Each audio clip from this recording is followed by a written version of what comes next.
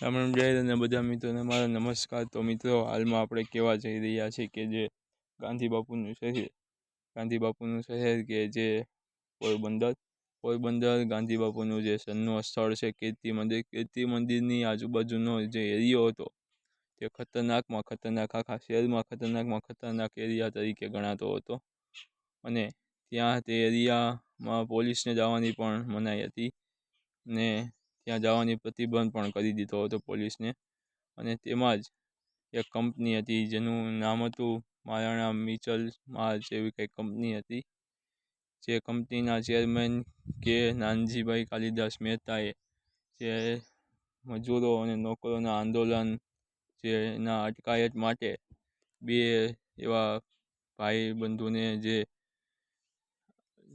દેવુ વાઢેર અને કરશન વાઢેર બંનેને કહ્યું હતું કે આ આંદોલન બંધ કરાવવા માટે જે કોન્ટ્રાક્ટ આપ્યો હતો તેમાં જે દેવુ વાઢેર અને કરશન વાઢેર જે ખંડણી અને કાળા બજારનો ઉપર કબજો જમાવી લીધો હતો।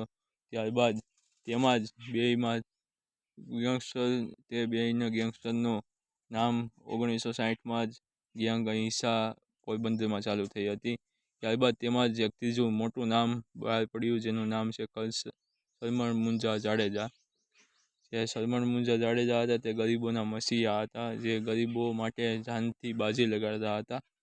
અને એક વખત સરમણ મુંજા જાડેજા અને દેવુ વાઢેરનો સામનો થયો, તેમાં કાકા દીકરા બંનેએ થઈને દેવુ વાઢેરને મારી નાખ્યો, તેનું મોત થયું દેવુ વાઢેરનું। ત્યારબાદ દેવુ વાઢેરના મોતના થોડા દિવસો પછી જ તરત જ મિચલ માર્ચ કંપનીના જે દરવાજો હોય તેની ઉપર જ કરશન વાઢેરની પણ લાશ ટીંગાતી મળી।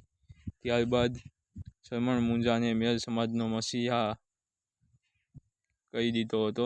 ત્યારબાદ જેમાં સરમણ મુંજાએ સાદા જીવન જીવવાનું નક્કી કર્યું, તેમાં જ કાળા કેસરના ગેંગ હેઠળ કામ કરતી એક ગેંગે જે સરમણ મુંજાનું મોત કરી દીધું। ત્યારબાદ સરમણ મુંજાનું મોત થયા બાદ તેમના પત્ની જે મધર ઓફ ગોડના નામે જે ફેમસ હતા તેનું નામ હતું સંતોકબેન જાડેજા। જે તેમના પતિનું જેમણે કામ સંભાળ્યું હતું। ત્યારબાદ તે 14 મર્ડર કર્યા, ત્યારબાદ તેમનું નામ મધર ઓફ ગોડ પડી ગયું અને તે 16 મહિના માટે જેલમાં વયા ગયા। ત્યારબાદ આ મહિલા લેડી ડોન હતા જે પોરબંદરના। તો વિડીયોને લાઈક કરી દેજો, ચેનલને સબસ્ક્રાઈબ કરી દેજો। બાકી હવે ફરી મળીએ એક નવા વિડીયોમાં।